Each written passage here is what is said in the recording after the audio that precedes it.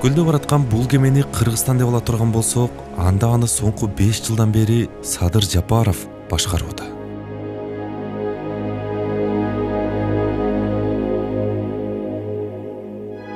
Ушуга кантип чыдап отурасыңар? Кантип ушуган дитиңер барып добуш берип атасыңар? Депутат кезинде саясий окуялардан улам кылмыш иши козголгондо чет өлкөгө чыгып, кийин камалып, кыргыз саясатындагы эң татаал жолду басып өткөн соң абактан түз эле мамлекет башына келген Жапаровдун феномени эмнеде?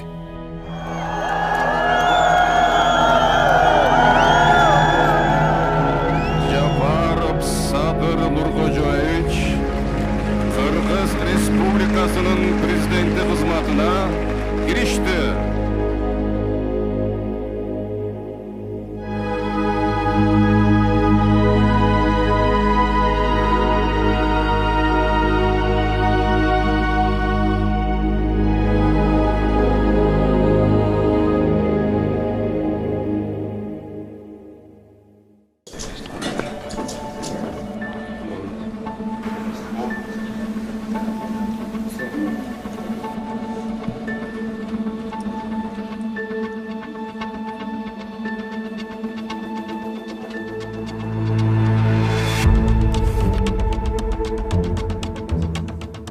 Көптөн бери видеону элексиз.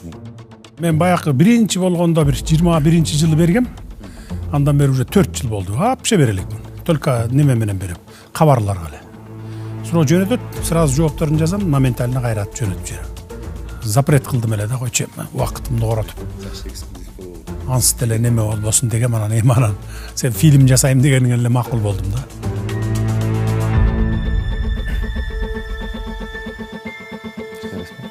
Садыр Нуркожоевич, анда маегибизди баштай берели.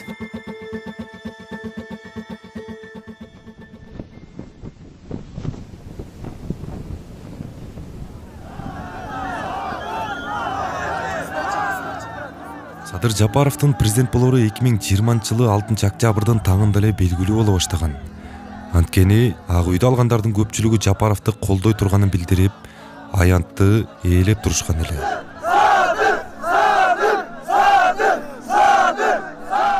Ошол жерде октябрь окуяларын чагылдырган журналист катары мен дагы бар болчумун.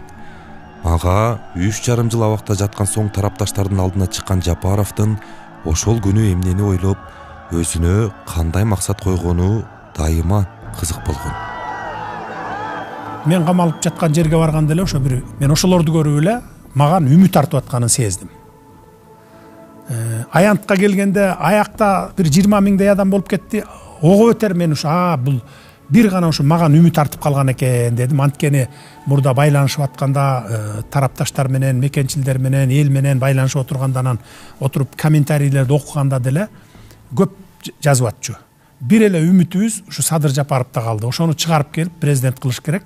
Ошондо ушул оңойт болуш керек деген үмүттү окучум да. Анан сезип турчумун. Анан келип туруп анан кийин айттым, мына мен баарын кылам, силер мени угуп эле тургула, тарагыла, мародерчулук кылбагыла, талкалабагыла, өрттөбөгүлө эч нерсени. Бул өзүңөрдүн эле мүлкүңөр. Мына Ак үйдү талкалап салыпсыңар, болду, андан башка эч нерсени талкалабагыла деп туруп айтып, анан кийин мен баарын кылам, силердин үмүтүңөрдү актайм мен деп айтып аттым. Акырын тарап кетиңиздер. Бул жерге тарап кетиңиздер. Биз барып уксаңыз. Биз барып туруп бийликти легитимизациясы боюнча иш жүргүзөлү.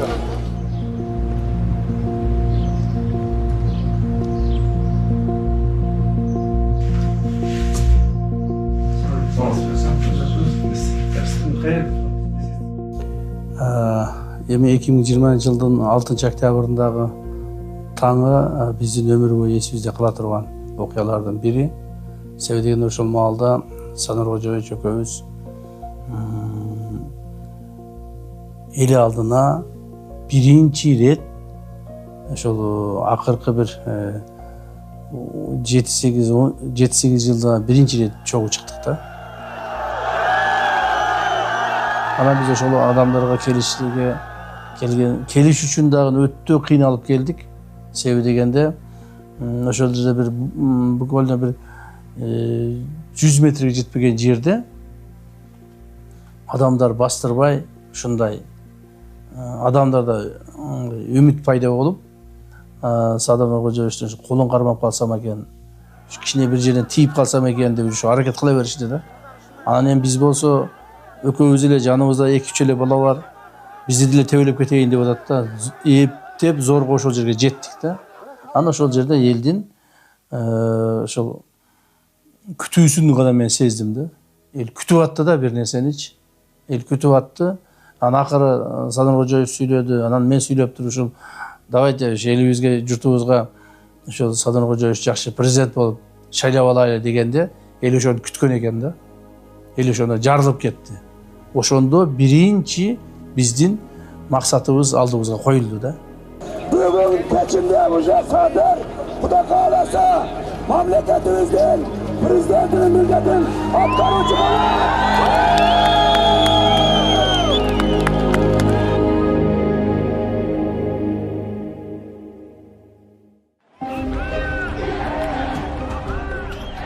Кыргызстандын эгемен тарыхында 3 жолу мөөнөтүнөн мурда бийлик алмашты.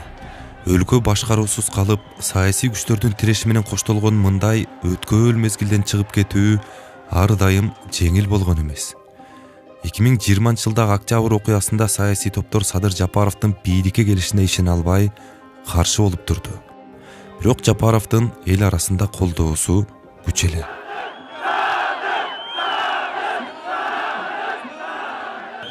Муну Айриай же болбосо эл аралык республикалык институттун изилдөөсү да көрсөтүп турган.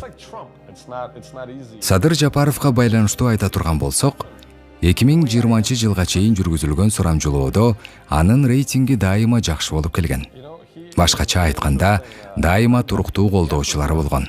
Кумтөр маселеси үчүн күрөшүп жүргөн мезгилден тартып эле эл аны өз кызыкчылыгын коргой ала турган, керек болсо бийликке каршы туруп, эл тарапта боло алган саясатчы катары кабылдап келген. 2021-жылы президенттик шайлоо алдында жолукканда ал мага абдан бир кызыктуу суроо берди. Ал мен жөнүндө оюң кандай деп сурады. Мен ойлонуп калдым. Себеби мындай суроого дароо жооп бере албайсың. Бирок бул суроого мындай деп жооп бердим. Акаев, Бакиев, Атамбаев, Жээнбеков анан Садыр дедим. Эл башка президенттерди фамилиясынан, ал эми Жапаровду атынан тааныганы анын элге жакындыгын түшүндүрөт. Ушул аралыкта бир кыска бир 10 күн болгону менен чындыгында эле аябай көп окуя болду. Анан сизден сурайын дегеним, кайсыл учур болбосун кырдаал колдон чыгып мындай өлкөдө башламандык болуп кетүү, коркунучу же болбосо тобокелчилик бар беле ошол учурда? Сөзсүз бар болчу, анткени сырткы күчтөр дагы өтө катуу кийлигишип турган. Ошол 10 күн өзүң айткан ошо 4-октябрдан 6-октябрдан баштап 16-октябрга чейинки күндөрү мага бир кылымдай сезилип кетти да. Анткени сырткы күчтөр дагы келип, Сооронбай Шарипович калыш керек, президент болуп, сен премьер-министр болуп отура бергин. Анан Сооронбай Шарипович шайлоону өткөрүп, кайра шайлоону, жаңы шайлоону өткөрүп коюп анан кетет, андан кийин деле шайлоо болот, анан сен болосуң деген сөздөр болду. Мен ага таптакыр макул болбой турдум, анткени анда уже ошол мезгилде Сооронбай Шариповичти калтырып койгондо андан кийин кала берет болчу. Мен болсо 1-2 ай иштеп туруп премьерликтен кетет элем дагы, кайра эле ошондой окуя баягы эле илгерки нерсе улана берет эле да.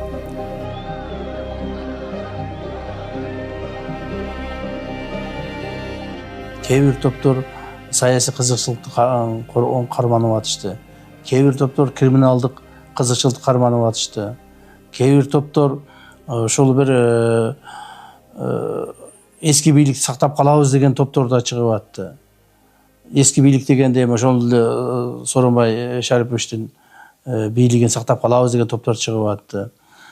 Бизде ушундай коркунуч болуп атты. Күнүнө бир нече жолудан ошол чоң жаңжалдар чыгып кетиш коркунуч болуп атты.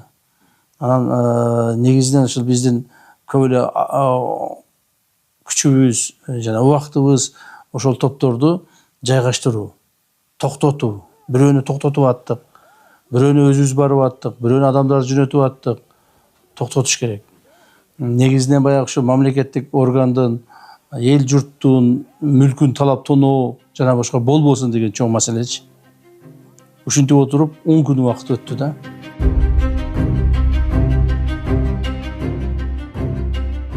бут тозуулар пайда болду. Баягы депутаттар толук чогулбай калды. Анан баягы ишеним кат менен шайлашты. Анан андай болбойт эле, ар ким өзү катышыш керек эле дегенде. Анан где-то бир 10 экен, кайрадан чогулуп дагы шайлады. Анда деле андан кийин эртеси күнү дагы айтып чыккандар болду. Жок, бул туура эмес болуп калды, андай болуп калды, мындай болуп калды. Анан акыркы жолу ушу 14 октябрь бекен резиденцияга чогулуп Энес айдан болуш керек эле. Же аркы конгресс колдонбу. В общем, эң 3-чү жолу кайра шайлап, анан ошондо мына эми толук болду деди. А негизи биринчи жолку эле өзү негизи толук кандуу болгон. Анан ошондон кийин анан 14 болуш керек эле. Кайра шайлап, анан 15-inde Сооронбай Шарипович менен чечишип, кол коюшуп, макулдашып, анан 16-сында анан Сооронбай Шарипович отставкага кеттим, мына мен тапшырдым деп, анан кийин парламент аркылуу премьер-министр, ИО президента деп, анан толук бийлик 2 тизгин 1 жыл бир колго тийди. Ошондон кийин анан иштер башталды. Мына өзүңүздөр жыйынтыгын көрүп отургандай, уже 5-жыл болду. Жыйынтыгын өзүңүздөр көрүп атасыңар.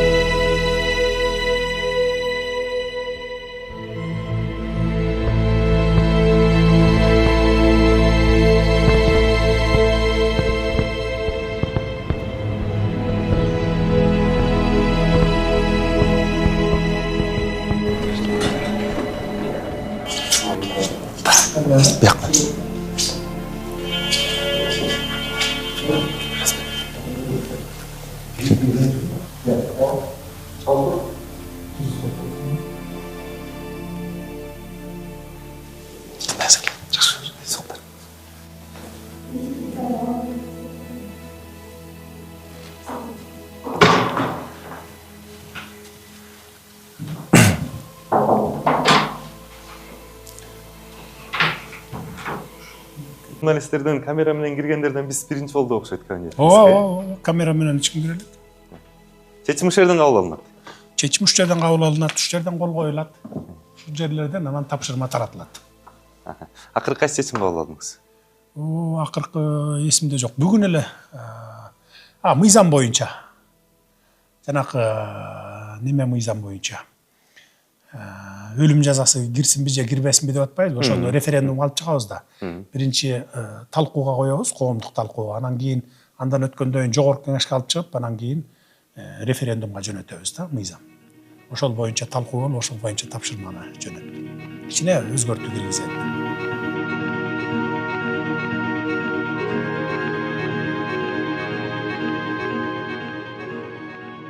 Садыр Жапаров бийликке келгенден кийин анын Кумтөр алтын кени боюнча да чечимин күткөндөр көп болду.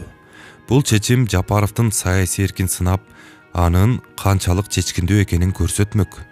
Анткени Жапаров 2010-жылы 2-нчи жолу депутат болуп шайланып келгенден кийин Кумтөрдү мамлекетке кайтарып алуу сунушун айтып, алтын кенге байланыштуу маселе анын негизги темасына айланган.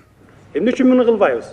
Мен деле соттолдум. Уже 2011-жылы, 10-жылдын аягында мен депутат болуп келдим. Анан 11-жылдан баштап бүт материалды топтоп алгандан кийин көзүм жетти. Кумтөрдү өзүбүзгө алсак болот экен. Комиссия түздүм, мени председатель кылышты. Ал да оңой эмес менен түзүлдү. Анткени Кумтөр мафиясы ал тиги чет өлкөдө эле эмес да, биздин Кыргызстандын ичинде дагы укмуштуудай мафия болчу да.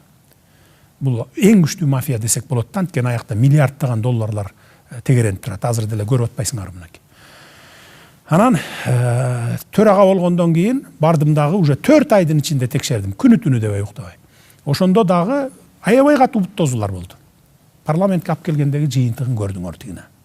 Бардыгы биринчи колдоп атты, анткени ал жерде 120 депутат болчу, бир 5 партия белек, 5 партия болчубуз.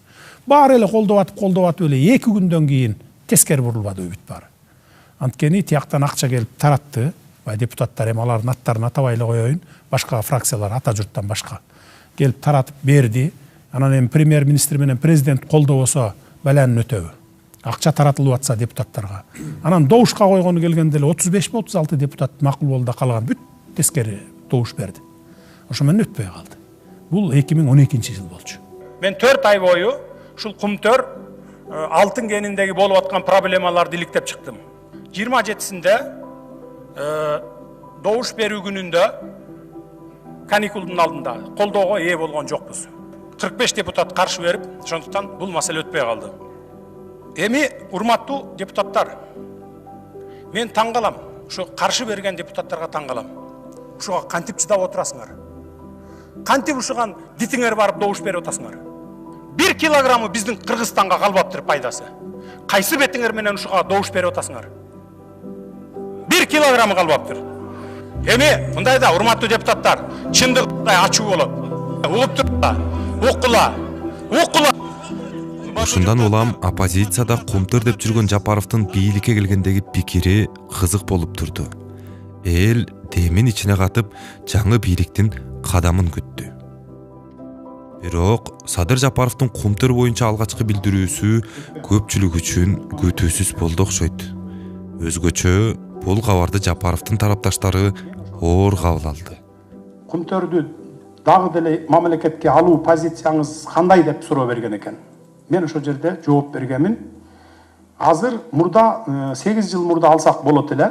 Азыр кеч болуп калды деп. Анткени ушу 8 жыл мурда алтындын запасы көп болчу. Андан бери 8 жылдан бери казып, эми калбай деле калды. Аны алыштын кажети жок деп бергенмин. Андан көрө ошол аягына чейин иштетип, Центера Голд. Ошол жердеки жана бузулган тоолорду калыбына келтирип, баарын ошентип кеткени туура болот деген оюмду билдиргенмин.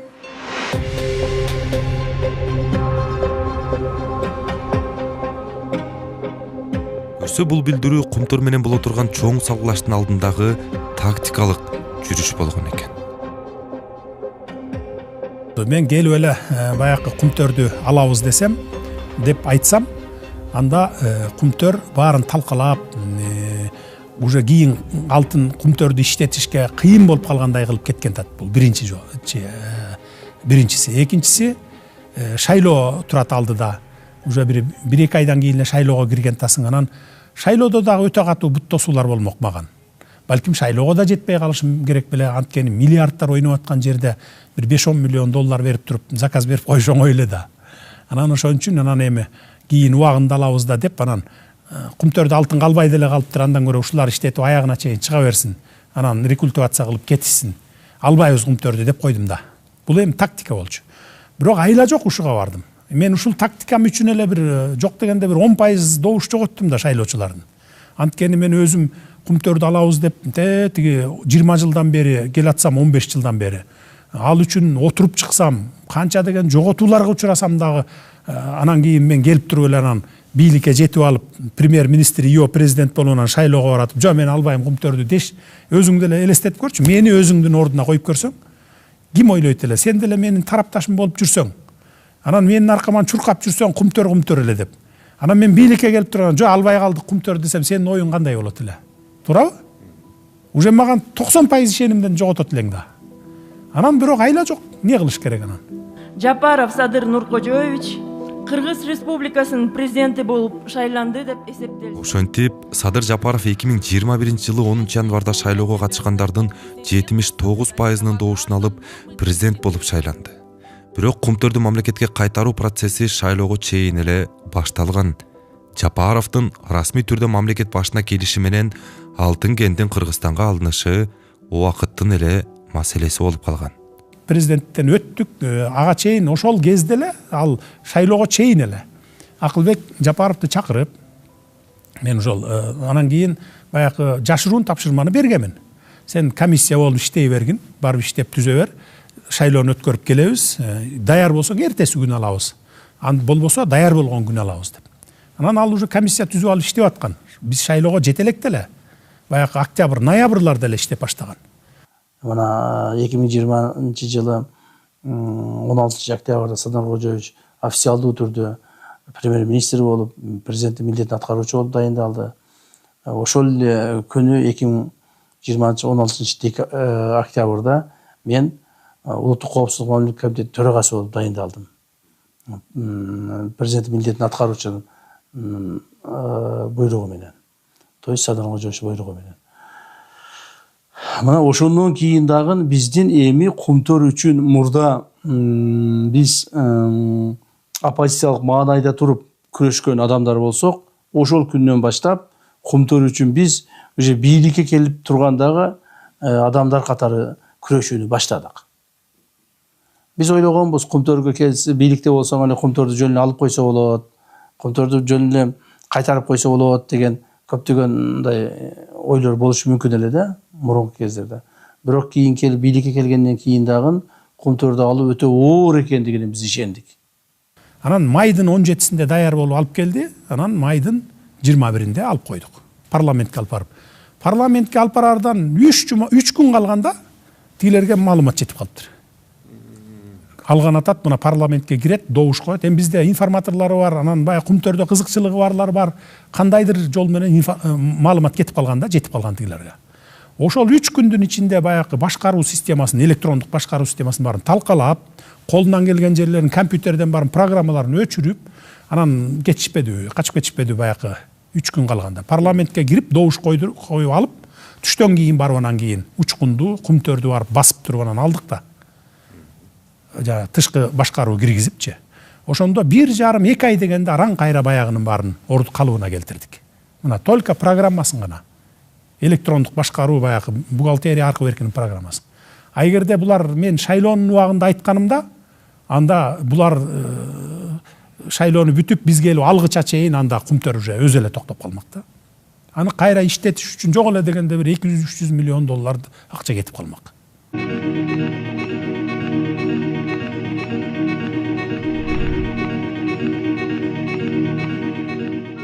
7 майда Бишкектин Октябрь райондук соту Centera Gold компаниясын Кыргызстандын экология мыйзамдарын бузганы үчүн мамлекетке 261 миллиард 719 миллион сом кенемте төлөп берүүгө милдеттендирет. Соттун бул чечими Кумтөргө убактылуу сырттан башкаруу киргизүүгө негиз болуп берген. 17 майдан тарта Кыргызстан Алтын кенттин башкаруусун өз колуна алды.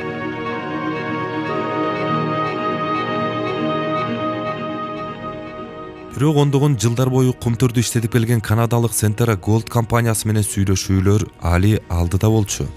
Канадалыктар негизги активи Кумтөрдөн ажырап калгандан кийин Кыргыз өкмөтүнө каршы эл аралык арбитражга кайрылган.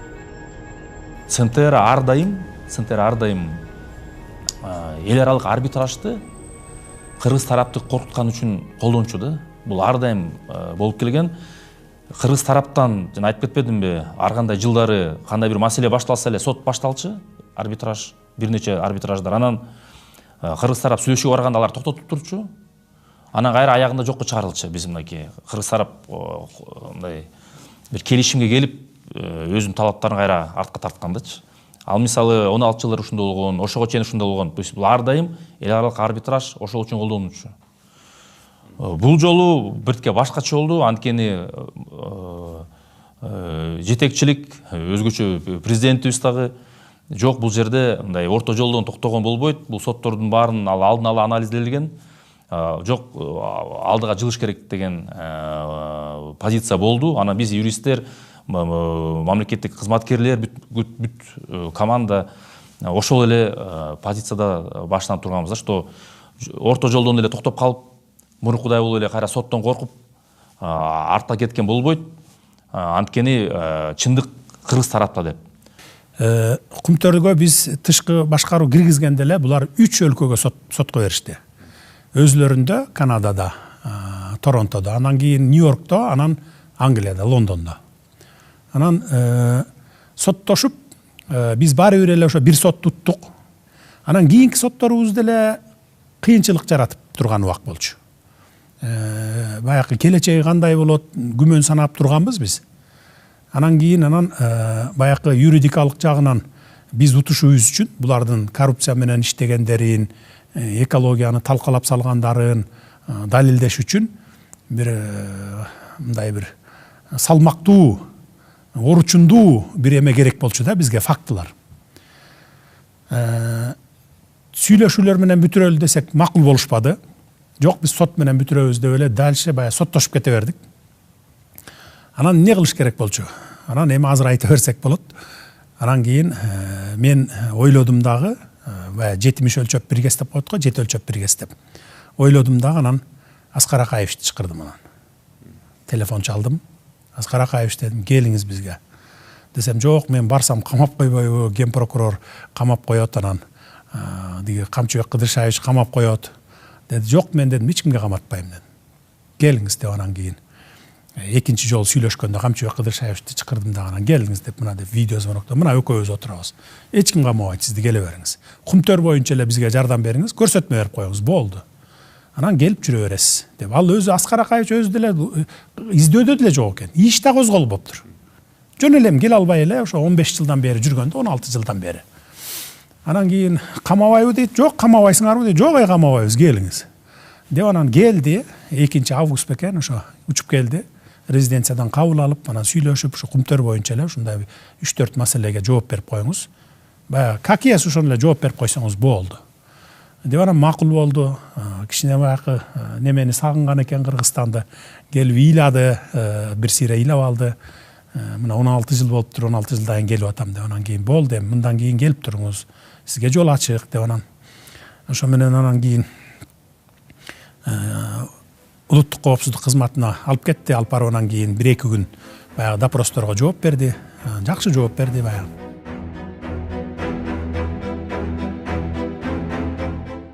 Президент Садыр Жапаров менен жолуктуңузбу бүгүн? Жолуктум, жолугуп учураштым. Резиденцияга бардыңызбы? Ооба, резиденцияда жолугуп учурашып, ыраазычылыгымды билдирдим, ушундай жол ачып бергениңизге деп. Анан мен ошо Кумтөр боюнча болгон билгенимдин баарын айтып берип, республикага бардыгыбыз жардам беришибиз керек. Мына дедик, Аскар Акаевич көрсөтмө берди. Болгонун болгондой айтты. Мына силер коррупция менен иштегенсиңер биякта. Экологияны талкалаганыңарды ал биз жөн эле доказать этебиз, далилдеп беребиз. Деп анан мынакей дегенде керекпи? Бакиевди да алып келебиз да, анын дагы ага дагы бир берчү 5-6 сурообуз бар. Максим дагы бул жерде коррупция менен заниматься эткен. Аралашкан силер менен. Сентера Голд менен, мурункулар менен мынакей турат. Керекпи? Бакиевди да чакырып келебиз. Эми сүйлөшүүлөргө барбасаңар, анда биз Бакиевди да чакырабыз дагы, анан кийин иш козгоп туруп баарыңарга анан Интерполго жарыялайбыз дедик. Анан эле кол көтөрдү, болду, сүйлөшүүлөргө баралы деди. Сүйлөшүүлөрдү өзүлөрү сунуштагыла дедик. Дубайды сунушташты, Турцияны сунушташты, иши кылып ар кайсакты.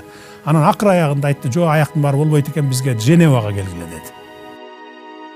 2021 жылы сентябрь айынын аягында Кумтөр боюнча сүйлөшүүдө Кыргызстандын кызыкчылыгын коргош үчүн УКМКнын төрагасы Камчыбек Ташиев, ошол учурдагы башкы прокурор Курманкул Сулушов, каржы министри болуп турган Акылбек Жапаров, Кумтөрдү башкарып жаткан Теңиз Бөлтүрүк жана Аяз Баетов баштаган юристтер Женева шаарына учуп кетишти. Президент бул сүйлөшүүлөргө түз катышпаганы менен дайыма байланышта болуп турду. Женевага барышыбыз керекпи, барбашыбыз керекпи, кимдер барыш керек, ошонун бардыгынын башында Садыр Кожоевич өзү турган. Бирок түздөн түз мындай сүйлөшүүлөргө ал киши барган жок, биз барып сүйлөшүп келгенбиз.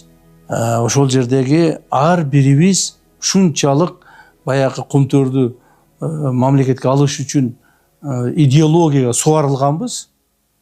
Бардыгыбыздын башыбызда дагы, колубузда дагы документтерибиз бар эле да. Ошол жерде биз жанагы жолугушуу өткүзгөндө өтө каттуу оор жолугушуулар болду да. Бирок биз аларды мындай не деп коет, ынандыра алдык да. Ынандыра алдык.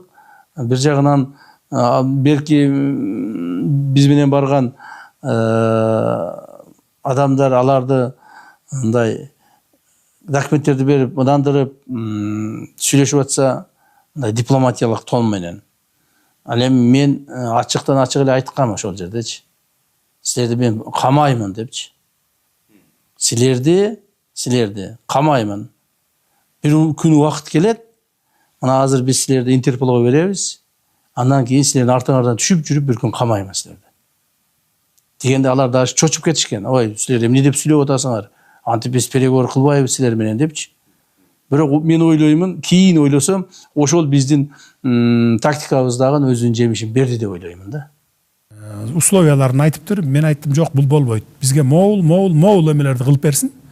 Анан кийин макулбуз деп. Анан баягы видео эмелер менен, онлайн сүйлөшүүлөр менен жүрүп отуруп, анан кайра окончательно ошол Женевага чакырышты. кайра баягы төртөө барды. Ошол жерден окончательно макул болуп келдик да. Анан кийин 1 жылдын ичинде эле макулдашып, силер жакшы, биз да жакшы, силер кумтөрдү таштагыла, Сентерадагы биздин кагазыбызды, эми бир барак кагаз да, акция деген аты бар. Ошону силерге таштайбыз, болду, анда бири-бирибизге претензиябыз жок болсун деп туруп, анан кумтөрдү 100% алып койдук. Мына бүгүн 4 миллиардка жакын киреше алдык биз Кыргызстан. Канадалык Centera Gold компаниясы менен сүйлөшүүнүн экинчи раунду ошол эле 2021 жылы декабрь айында өтүп, юридикалык маселелерди тактоо 2022 жылдын апрель айына чейин уланды. Урматтуу кыргызстандыктар, кымбаттуу 4 апрелде президент Садыр Жапаров элге кайрылуу жасап, Кумтөр алтын кени толугу менен Кыргызстанга өткөнүн жарыялады. Кумтөр алтын кени Кыргызстандын толук ээлигине биротоло кайтарылганын кыргыз элине жана жалпы дүйнөлүк коомчулукка жарыялаймын.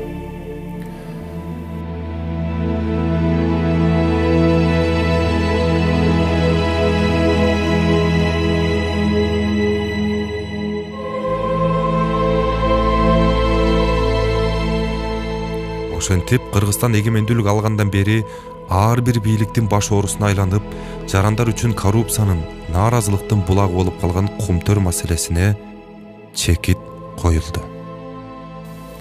Мындан 20 жыл мурда эле болчу окуя бүгүн гана жүзөгө ашты. Бул албетте кейиштүү жана өкүнүчтүү. Бирок өткөн ишке өкүнбөйт демекчи, эл журтубузга жараткан Кудайым белек кылган байлыкты уурдагандар, тоногондор тууралуу сөз кылгым келбейт. Мен кыргыз саясатындагы басып өткөн жолумда Кумтөрдүн байлыгы жөнүндө такай айтып келдим. Ал үчүн санаалаштарым, үй бүлөм менен бирге далай кыйынчылыктарды да башымдан өткөрдүм.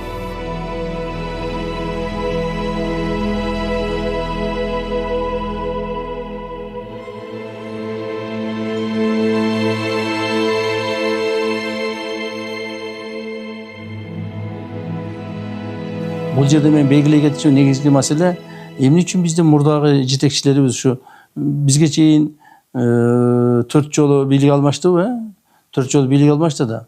Ошондо эмне үчүн жаңы келген бийлик ала албайт эле да? Ала албай эле кайра эле Кумтөр менен аралашып кетчү экен. Көрсө мен ошондо түшүндүм. Биз деле келгенде ошол эле бийликтегилерге сунуш кылгандай бизге деле мындай коррупциялык элементтер менен Кумтөр өзүн сактап калуу үчүн сунуштарын берген. Бул кандай сумма жөнүндө сөз болот? Бул жылдап айтсаңыз. Чын айтканда суммага, конкреттүү суммага биз жеткен эмеспиз. Бирок булар сунуш берген.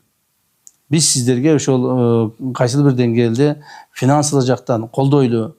Мына жакында президент болот Садыр Кожоевич, ошого колдойлу. Андан сырткары материалдык жактан колдойлу деп ушундай бир ачык айтылбаса дагы чоң суммадагы финансылар айтылган да. Бирок Садыр Кожоевич ошондо бир чечим кабыл алган. Биз ушу Кумтөр менен Кумтөр деп ушуга чейин чоң кыйналдык, Кумтөрдү алабыз деп аракет кылдык. Эми биз кайрадан Кумтөр боюнча коррупцияга берилип кетпейбиз. Биз ушул жерде раз навсегда чечим кабыл алабыз.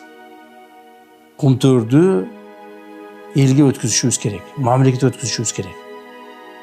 Бирок бул оор жол болот деп айткан эсимде бар да. 80 депутаттын добушу менен комиссия түздүрүп, мен 4 ай бою ушул Кумтөр алтын кениндеги болуп аткан проблемаларды иликтеп чыктым. Садыр Жапаров Кумтөрдү мамлекетке кайтаруу аракетин алгачкы жолу 2012 жылы депутат болуп турганда жасаган.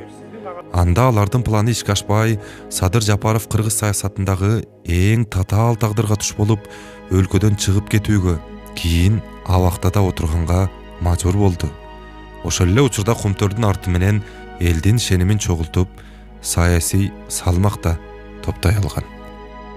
Акыры Жапаров 2012 жылдагы планын, ошондон берки элге берген убадасын 2021 жылы президент болуп турганда ишке ашырды.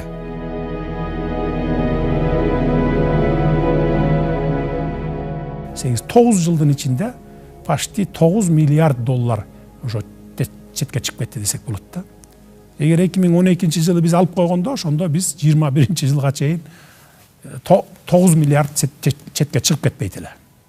Мына азыр жылына Кумтөр баягы 1 миллиард доллардын тегерегинде киреше берет. Но эми анын баягы казганга кеткен расходу бар, калган таза кирешеси бизге түшөт баягы. Эгерде сизден 2020 жылга чейин жакынкы 5 жылдыкта Кыргызстан Кумтөрдү кайтарып алат, кыргыз бийлиги деп айтса ишенет белеңиз? Ишенбейт элем. Анткени Кумтөр боюнча 30 жылдан бери канча жолу маселе көтөрүлгөн. Канча жолу көтөрүлгөн. Бирде жолу аягына чыккан жок. Керек болсо кайра артка кеткен. 92 жылы 67% болгон кыргыздарда, кыргыз тарапта. 2003 ал уже андан түшкөн 33кө. Анан айланып анан аягына 26% болуп калган. 2009-2016да аларга уже полный амнистия берилген. Бүт маселелер боюнча бүт кыргыз тарап ар кандай бир доматтарды койсо, ошонун баардыгы амнистия болуп кеткен. Ошондуктан 20-жылы мен албетте ишенбейт элем. Бул тарыхый окуябы? Мен ойлойм, бул тарыхый окуя деп. Анткени юристтер үчүн албетте бул эң чоң мүмкүн юридикалык маселе болчу. А бирок мен ойлойм, башынан эле мүмкүн аны биздин жетекчиликте ар дайым сезип, президентибиз өзгөчө сезип келген. Бул кыргыздар үчүн, кыргыз тарап үчүн, кыргыз мамлекети үчүн мындай орусча айтылат, знаковый момент депчи. Анткени ошого чейин бизде мүмкүн комплекс болуп келген, ушундайды иштете алабызбы, биз кыргыз тарап ушундайга негизи ушундай проектти өзү алып кете алабы депчи. А ушудан кийин, ушул окуядан кийин мен ойлойм, мындай чоң амбициялуу уже проекттер ишке ашат экен дегенде көп киши ишенип калды. Ошондуктан бул тарыхый окуя.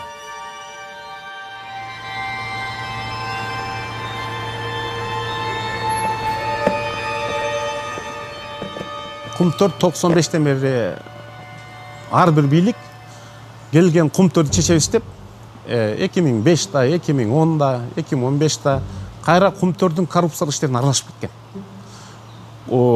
Кумтөр башталганда, мисалы үчүн 2017 жылы 1 тонна алтын 64 миллион доллар эле.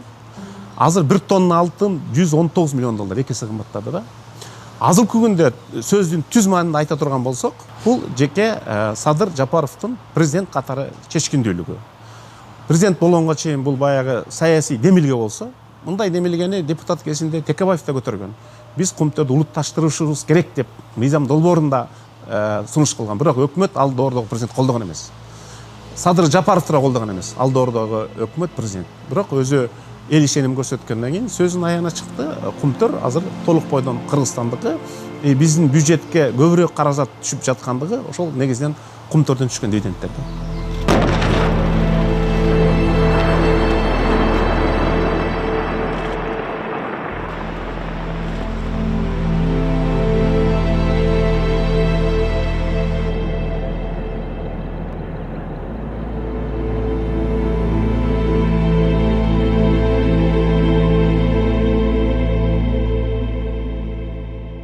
Анан мен өткөндө бир 2-3 моменттен байкадым сизге, жанагы көлдөн сиз маек бергенде дагы министрлерге, кол алыңызда иштегендерге дагы телефон менен көп байланышып эле түз чалат экенсиз негизи.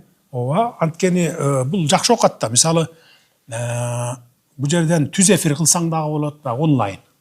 Онлайн кылсаң да болот, мындай тапшырмаларды берсең да болот.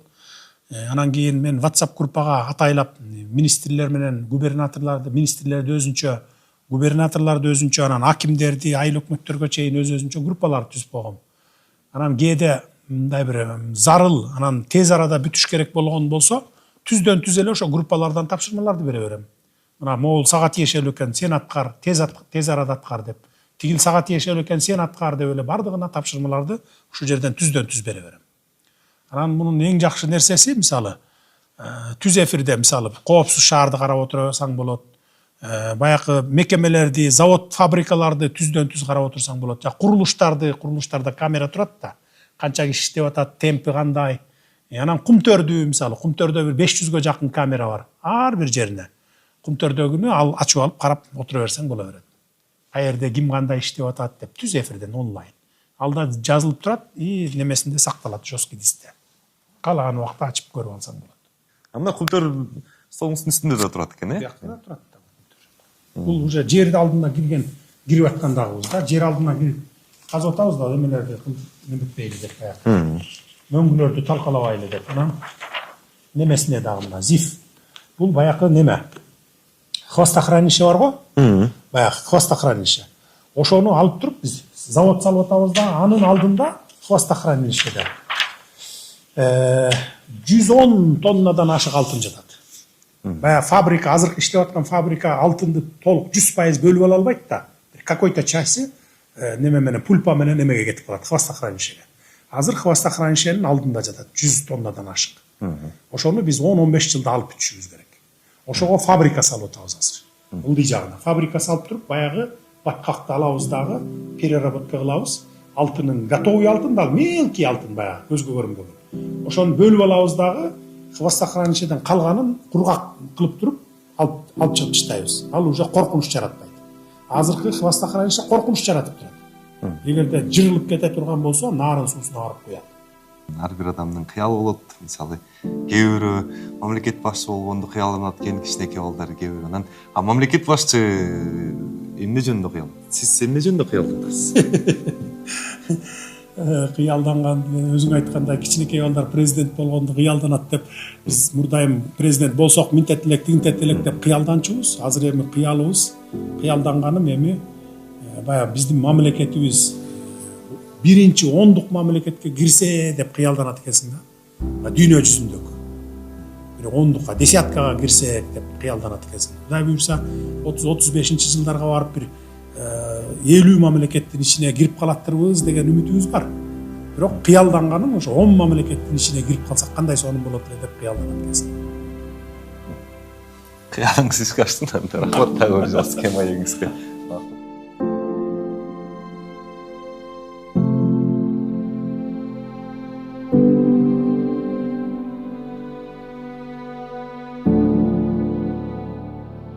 Мен Жапаров Садыр Нуркожоевич Кыргыз Республикасынын президентинин кызматына киришип жатып, Кудайдын жана элимдин алдында мамлекет башчысынын ыйгарым укуктарын адилеттүү ишке ашырууга, адамдын жана жарандардын укуктарын коргоого, Кыргыз Республикасынын конституциясын так аткарууга, элибиздин биримдигин жана мамлекетибиздин бүтүндүгүн, коопсуздугун сактоого ант берем.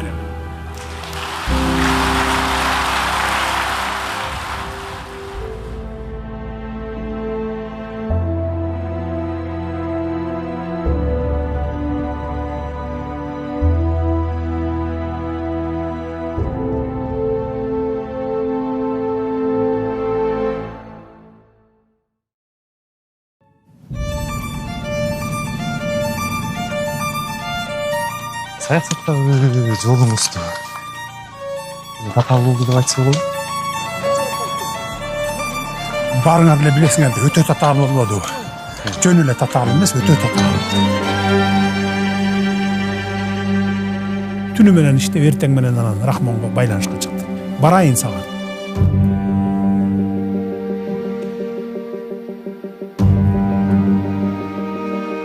Ошол аэропорттон кайрадан кийинип алып туруп, Баткенге учуп кетти. Бул биринчи кагылыш. Анан отургандан кийин Турцияга кийин баягы визит сурадык. Кызуу кандуулукка алдыргандар да болду, кеңешчилер да болду. Азыркыга салыштырсам чачыңызды кичине агаралаптыр да. Кичине эмес эле көп эле агарап басты. Мен өзүм дагы салыштырамын. Эл түйшүгү түрмөдөн канчалык оор экен деп ошону айтпайм. Оор.